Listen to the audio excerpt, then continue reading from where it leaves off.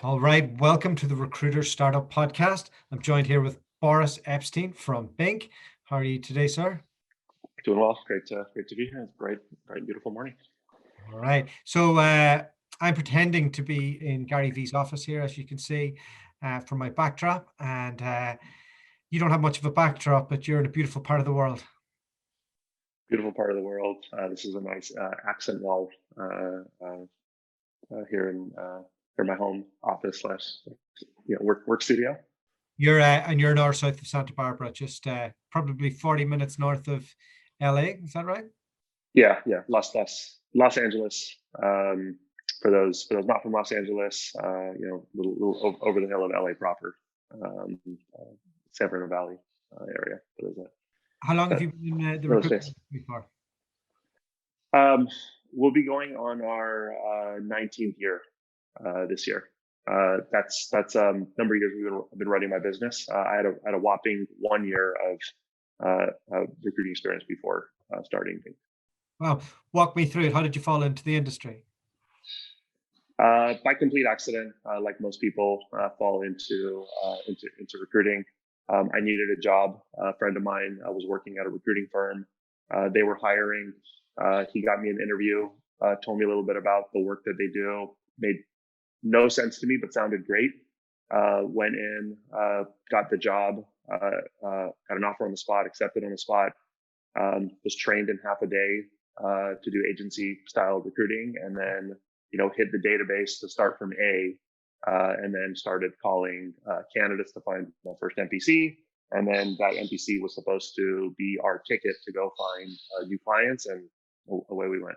The ball goes rolling. Very good. What gave you the confidence to go out on your own after such a short period of time?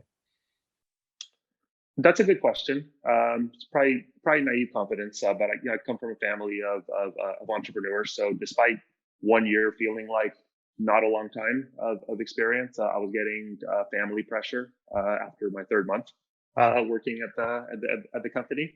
But over the course of the year, kind of rewinding back, we were a small contingency shop that primarily relied on job boards to identify the talent, and then job ads to identify hiring companies.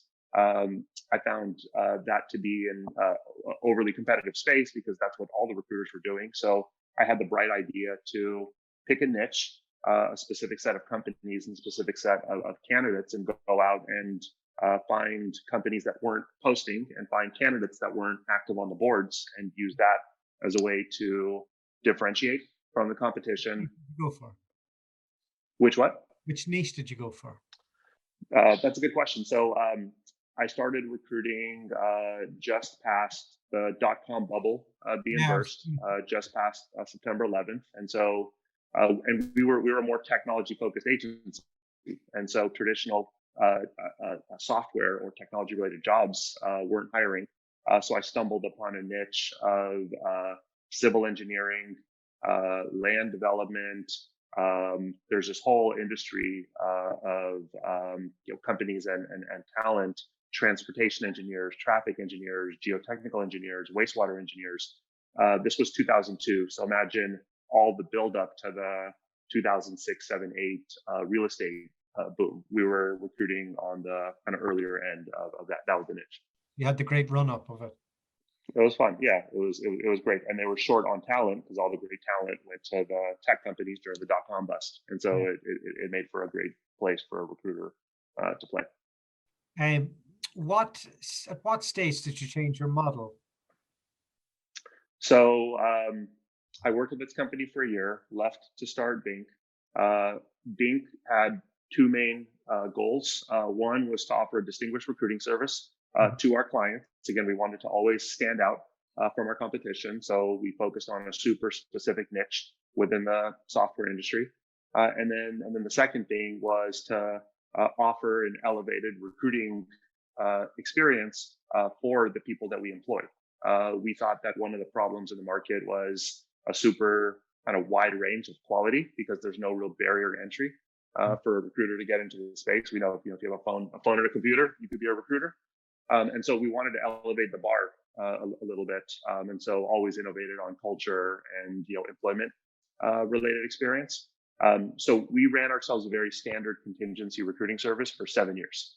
Okay. So for 7 years, we did classic thing: put our buildings on the board, rang the gong when we made a hire, did the dance, when we made a hire, very very traditional agency style stuff. And then 7 years into our experience, I took on a business partner. He came from very similar background to myself, but from the in-house side. He was a recruiting leader coming out of Microsoft and Bridgewater, huge hedge fund. And we came together, compared notes on what worked in our respective recruiting models and what didn't work. And then we put together what we refer to as a hybrid, and then off we went to kind of part two of our journey. I'm just guessing timelines here. Did the global financial crash, did that give you a chance to reset and reassess everything? Is that when the business partner came in? That's exactly when, early to mid 2009 was when we were conceptualizing all of Great this. idea to come out of tough times. Yeah, the market. Yeah, so tough times make for great innovation opportunities. But yeah, the market was going down. We didn't see contingency as a great way to service the companies that needed to hire in our space, and so we conceptualized a way to help ensure that they get their hires within the time that they actually needed them, and that's when we conceptualized more of the hybrid model, more kind of classically defined as RPO. And in terms of that, you were going to drive the sales side and he was going to drive the other side. Is that the initial plan? No, we both did everything. So at that point in time, we were small. Our first hybrid project was just him and I working on the inside of a client. They needed to hire 12 people in a 4-month period, and so we were doing all the recruiting and conceptualizing the growth model while doing all the work. So you went on an extreme growth journey, really over a 10-year period. When did you get to a stage where you were like, oh, this is working now, I need to kind of manage myself out of some of the day-to-day? That's a good question. So from when James and I started, working inside the client, we were a 2-person firm. We pretty quickly grew to 20 people, while still working on projects, running the business. In the evenings, we knew at that point we needed to invest in operations and people who could help support and run our business. I've always had a very active hand in some part of recruiting delivery, whether it was business development or whether it was managing our clients and projects. Up until probably like 4 or 5 years ago, I stepped fully into a CEO role, and that was when our company was, I don't know, say 60, 75, maybe 50, 60 people. I don't know, something like in that range. And I took on more of a classic CEO role from 50, 60 to the biggest we've ever been was at the beginning of last year, right before COVID. We're at 157 people. That's pretty exciting growth. Crazy. I'll probably go into it in a bit, but I can imagine when COVID hit, you're looking at your operating costs and thinking, this juggernaut's got out of control. What? How can we fix this? What was it like? What was that like for you? Yeah, COVID was. So I started recruiting after 9/11. Worked through the banking crisis in 2008. COVID was the gnarliest and the fastest of them all. It just felt like a bloodbath. The month of March, in the early parts of April, we were getting client cancellations on the daily, and business developments completely fruitless. So a bottom for us was when we had heard a data point of there being 30% recruiter unemployment in our market, and we were in the business of providing the market with recruiters. So there wasn't much business for us. We had to let go a bunch of people. We had to furlough a bunch of people. We were, doing what we can to, add whatever value we could to the companies that were working with us during that time. And some companies were, doubling down. And so it was a very kind of stark contrast. You could remember back to like a year ago, the market was slipping and sliding, but there were some companies that found themselves on the positive side of the COVID economy. Everyone that services your stay-at-home world, right? And they're like, hard time to double down.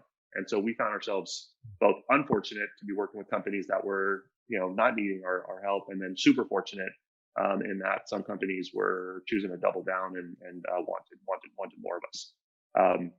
But from a business leadership perspective, I'll tell you, before COVID, we used to do company meetings, 150 people distributed throughout the country. Everyone, has a slightly different connection to our company. We would only meet quarterly as a whole company. So that just kind of gave you a sense of like how status quo people kind of got used to our company being. When COVID hit, we switched to a weekly meeting cycle, and that wasn't fast enough, just because the world was changing so fast. People needed the up-to-date information as immediately as possible. How are you finding it now with clients? Has your recruiting process changed, given that there's not as much face-to-face interaction? How has that affected the RPO world? Yeah, so we recruit for the technology industry. So think of look at your phone, and look at like the main apps you use. Those are probably our clients. So we work with companies that a lot of them are based out of the Bay Area. A lot of them now are super distributed in terms of location. But yeah, mostly Bay Area, a little bit of New York, a little bit of LA, a little bit of Seattle, a little bit of Boston. Wherever the tech hubs are is where we would commonly work. So from the side of like remote culture, I feel really fortunate in that our market was really quick to adapt to being productive working from home. I mean, compare us to like the physical industry of like hotels or live entertainment or restaurants. And I mean, I just feel super blessed that our industry was able to so quickly adapt. There was from mid-March to like June, there was a lot of wait and see. A lot of the kind of leaders in our space, venture capitalists, kind of like the big influencers, were compelling a lot of the slow down in hiring, the pause in hiring, thinking that this pandemic may be longer lived. I listen avidly to Jason Calacanis's This Week in Startups. He holds multiple venture capital funds, and it was just he was really, at that time he was like, everybody's on hold, you need to wait and see. And then a lot of in our industry there's a lot of groupthink. And so one venture capital says, stop hiring, fire everyone who you don't need, cut deeper than you even think you need to cut, plan on this for 18 months. That was what the influencer herd was saying in April. Come June, come early July, we saw a big spike in market demand. It's like the market decided that they've waited enough. It's time to start hiring again. And then one after another, they started to pick back up their hiring. So the herd, Jason Calacanis and many of his peers changed their tune.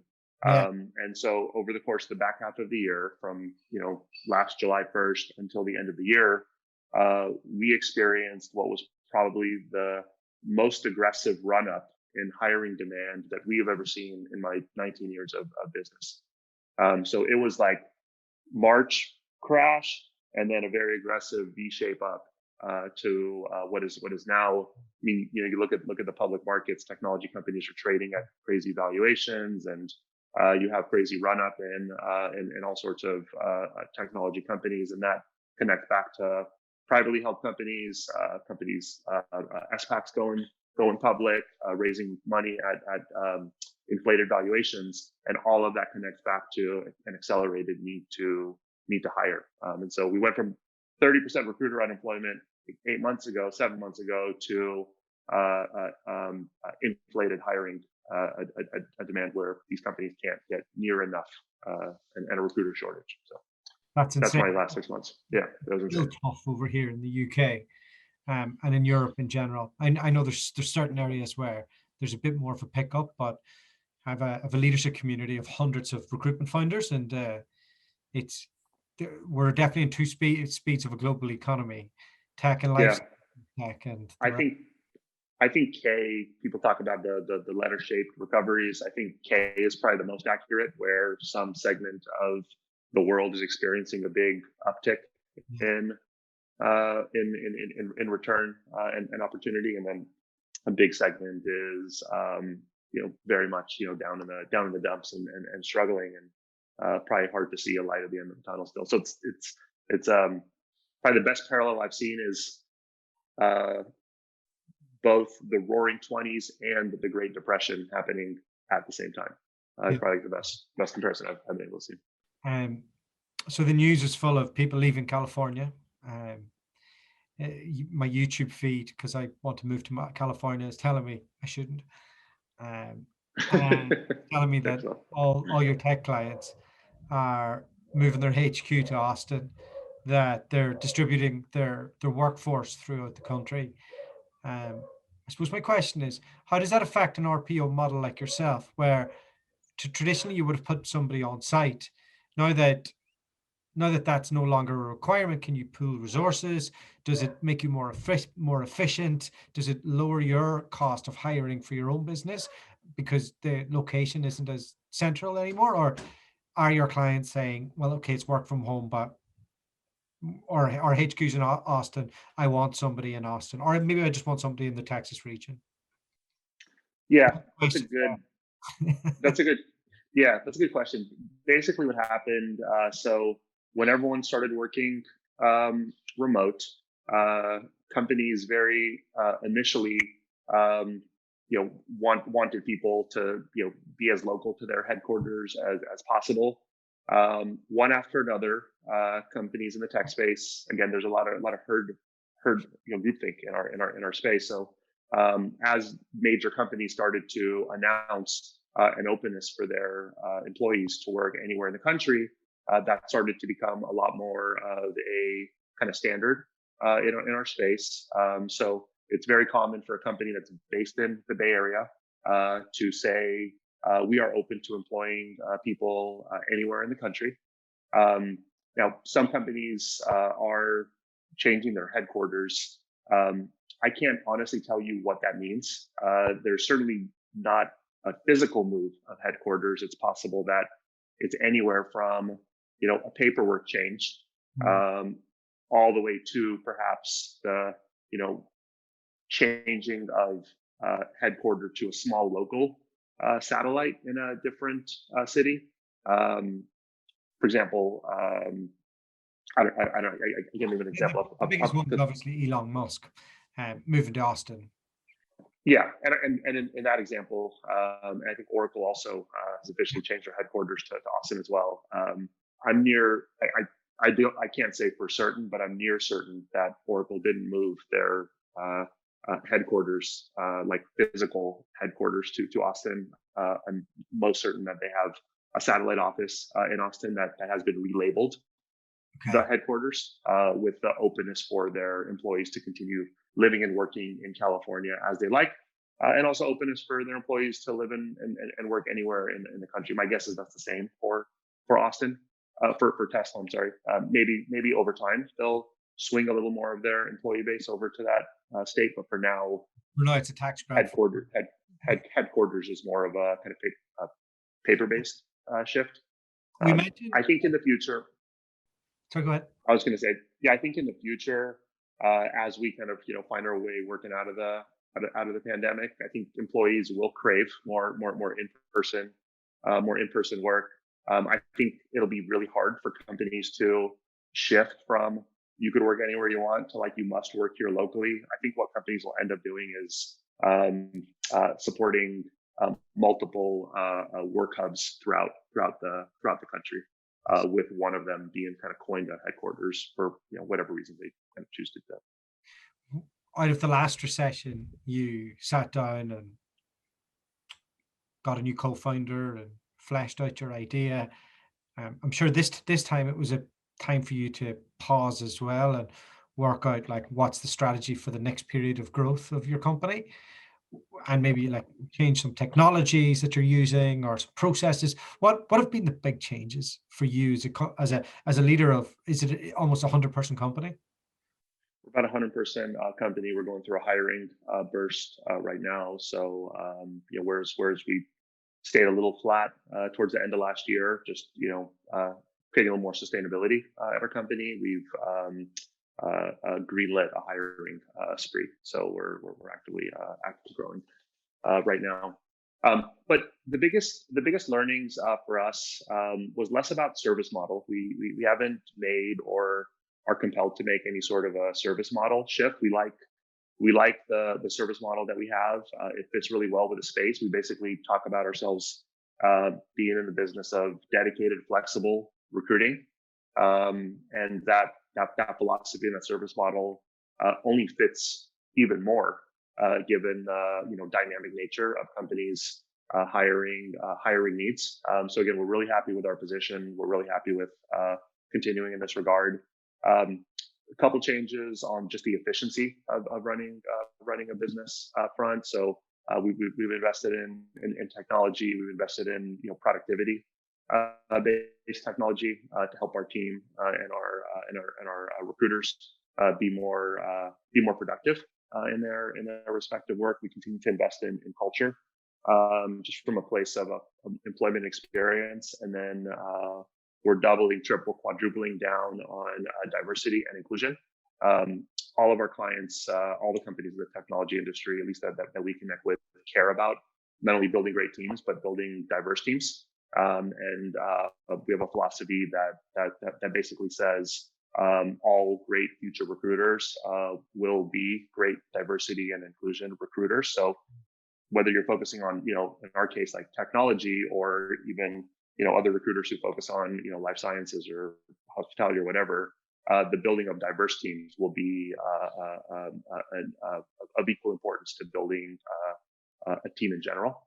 And so we're doubling down on that philosophy. Diversity on this podcast. Everybody like you. It's really hard. It's really hard to find recruitment founders that aren't white men between 30 and 60. It's and I do reach out to people, and I don't know, it just it seems to be the overlying demographic. Perhaps I don't know if that was company's hiring policy 20 years ago or on that, but it could definitely be. I think probably in the recruitment space, maybe a little bit of gender balance, but I think like with any diversity problem or opportunity, start with awareness, and then take steps to influence that. And I don't maybe on the podcast side, it'd be taking proactive steps to identify and invite, and maybe one at a time, and start to see from those demographics that shift. That's certainly what we tell companies. Companies will talk about caring about diversity and wanting to build diversity into their teams, and we'll start with an understanding of what diversity currently looks like for them, what they want it to look like. We're super data driven in our approach, and so we could track the effectiveness of what we're doing for our clients, and then over time, diversity and inclusion is a journey. We've been on it for many years, and over time you make progress, but you still kind of always feel like there's a lot more work to do because there is. And with regards to finding excellence in your own team, because your guys aren't 360, it probably makes it a little bit easier because you're not trying to teach them sales. And that's right. They would be considered, our team would be considered more candidate side full life cycle. Our company takes responsibility for finding the client, setting the client up with partnership with us, and then we embed the recruiter. Recruiter then is responsible for doing full life cycle against that given set of recs. And how do you determine what's an excellent recruiter whenever you're bringing them into your company? That's a good question. I'd say if there's one thing we've developed a nice expertise in, it's the hiring, developing, and kind of grooming of great recruiters. We look for a couple things for us. Our values are super important, so that we know when we bring people in, they're like-minded from a values perspective. Values like respect for one another. We culture is like team mentality and mindset, grit to be able to kind of work through tough challenges, have fun. So bring keep it kind of like light. So values is super important. Aptitude, so like potential is super important. We look for people who are smart. Smart people are able to understand complex concepts. They're able to think on the spot, problem solve, invoke confidence from people who are usually impressive from the client and candidate side. We look for people who are determined, persistent, all those kind of recruiter qualities. Given that recruiting is a business of failure, we make one hire out of every 20 people that we introduce to our clients, and so that means a recruiter has to feel comfortable failing 19 times in order to succeed that one time. And then the third one is passion, right? Someone that can bring some sense of authenticity or like spark, basically, to their interactions with their clients, so that they stand out. And then them standing out makes them a kind of desirable person to be in connection with. Those are like not the values and aptitude are like non-negotiable. So we could hire someone that has no recruiting experience with values and aptitude, and we can train them and develop them into a recruiter. If someone happens to have recruiting experience, then we'll vet them on skills. So we'll vet them on the industry, the types of clients that they've serviced, the type of roles that they've serviced, whether they've been in-house or agency, what their productivity and metrics have been, what their like basic training and kind of recruiting kind of approaches to sourcing, recruiting, and client side items, and then we'll kind of align them basically to where we think they are along the like capability curve, and then that's where they get started, and then they kind of grow and develop from there. Okay, all right, Boris. Well, look, that is us for today. Thank you so much for your time. I've really enjoyed getting to know it, getting a taste of that Californian life again that we yearn for so much. One last question: if you could do it all over again, what would you do differently?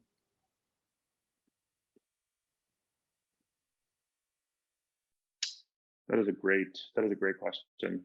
I mean, I'm personally really happy with how we did it. It's certainly wasn't perfect, but it was a great story and great ride.